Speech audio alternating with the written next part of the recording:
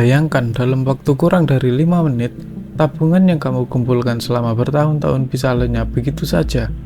Bukan karena dirampok, bukan karena kehilangan dompet, tapi hanya karena satu klik di layar ponsel. Yang lebih mengerikan, banyak korbannya bahkan tidak sadar kalau mereka sedang ditipu, sampai semuanya sudah terlambat.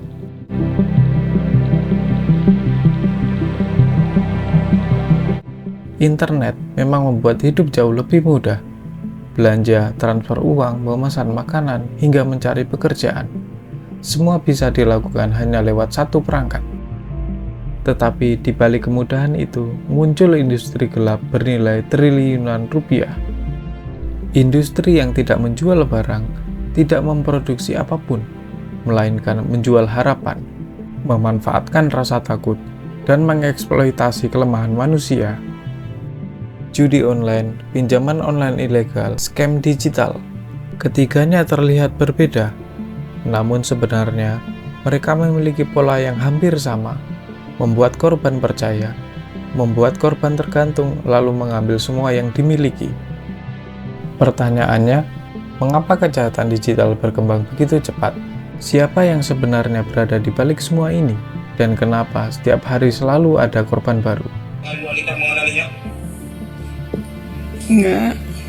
Sama sekali Ibu Anita tidak mengenalinya, Bu ya? Ya. Baik.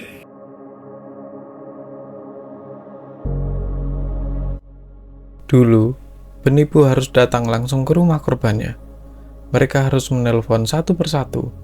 Mereka harus bertatap muka. Sekarang, semua berubah. Hari ini, hampir seluruh hidup kita berada di internet. Nomor telepon, foto keluarga, lokasi, rekening bank, bahkan kebiasaan kita setiap hari. Semua meninggalkan jejak digital. Bagi perusahaan, data digunakan untuk iklan. Tetapi bagi pelaku kejahatan, data adalah senjata. Mereka tidak lagi menebak-nebak. Mereka sudah mengetahui siapa targetnya, umurnya, pekerjaannya, bahkan jam berapa biasanya orang itu sedang lengah. Inilah mengapa scam modern jauh lebih berbahaya dibanding penipuan 10 tahun lalu. Karena sekarang, teknologi membantu para pelaku menjadi jauh lebih pintar. Dan inilah awal dari semuanya.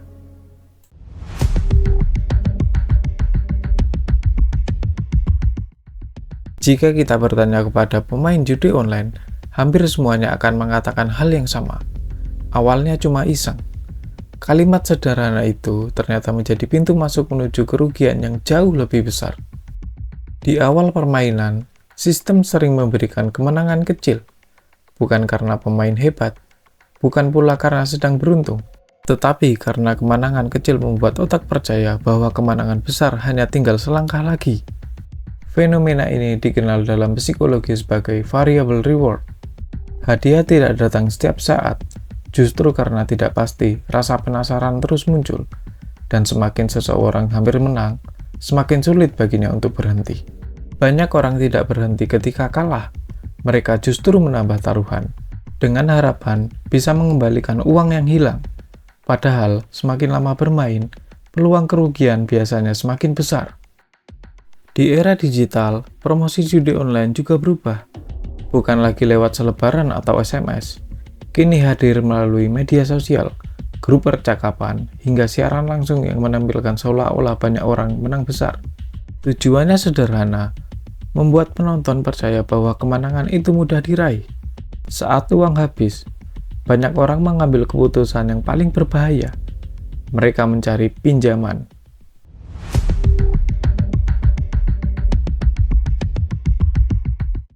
Disinilah mata rantai berikutnya dimulai. Pinjaman online ilegal menawarkan sesuatu yang terdengar sangat menggiurkan. Proses cepat, persyaratan mudah, uang langsung cair. Namun, di balik kemudahan itu, ada harga yang seringkali jauh lebih mahal.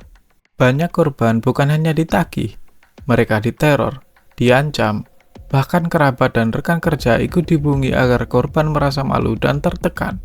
Ironisnya, sebagian korban sebenarnya meminjam bukan untuk kebutuhan produktif, melainkan untuk menutup kekalahan akibat judi online. Mereka meminjam untuk berjudi lagi, berharap bisa mengembalikan semua kerugian, namun yang terjadi justru sebaliknya.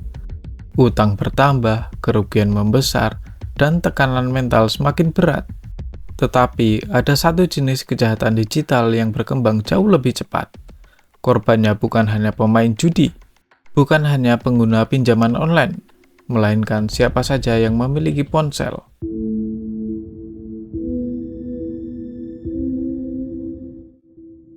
Scam digital bukan sekedar soal teknologi.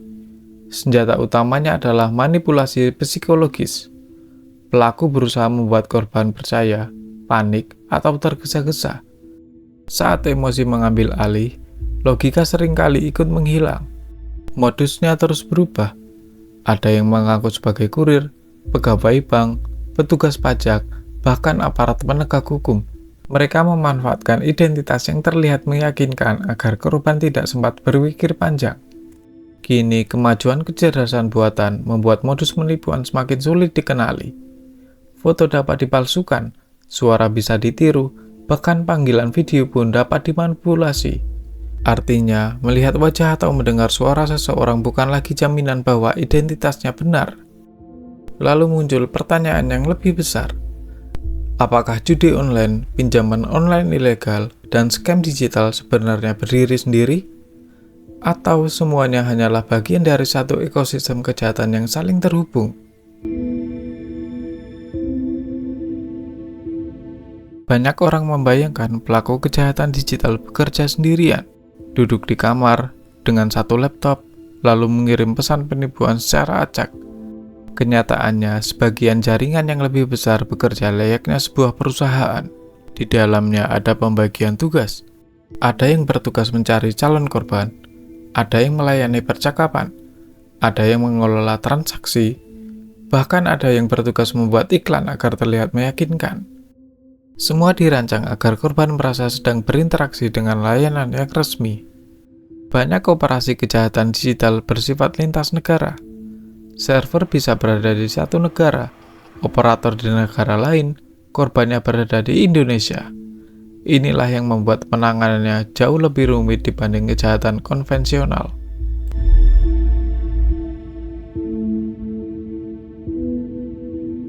Ada anggapan bahwa korban penipuan digital adalah orang yang kurang memahami teknologi. Faktanya, korban berasal dari berbagai latar belakang, mahasiswa, pegawai, pebisnis, bahkan mereka yang sehari-hari bekerja menggunakan internet. Pelaku memahami satu hal yang sering dilupakan. Mereka tidak menyerang kemampuan berpikir kita. Mereka menyerang emosi kita. Saat seseorang panik karena rekening disebut akan diblokir, saat tergoda hadiah jutaan rupiah, atau saat ingin cepat mendapatkan uang, keputusan sering diambil tanpa melakukan verifikasi. Dan hanya dalam hitungan detik, semua bisa berubah. Kabar baiknya, sebagian besar modus penipuan digital sebenarnya dapat dicegah. Bukan dengan menjadi ahli teknologi, tetapi dengan membangun kebiasaan yang lebih waspada. Teknologi bukanlah musuh. Justru, teknologi telah membantu kehidupan kita menjadi lebih mudah. Namun, di tangan yang salah, teknologi bisa berubah menjadi alat untuk menipu, memanipulasi, bahkan menghancurkan kehidupan seseorang. Judi online, pinjaman online ilegal, dan scam digital memang terlihat berbeda, tetapi semuanya memiliki tujuan yang sama, mengambil uang dengan memanfaatkan kepercayaan. Berpikir sebelum mengeklik adalah perlindungan yang pertama.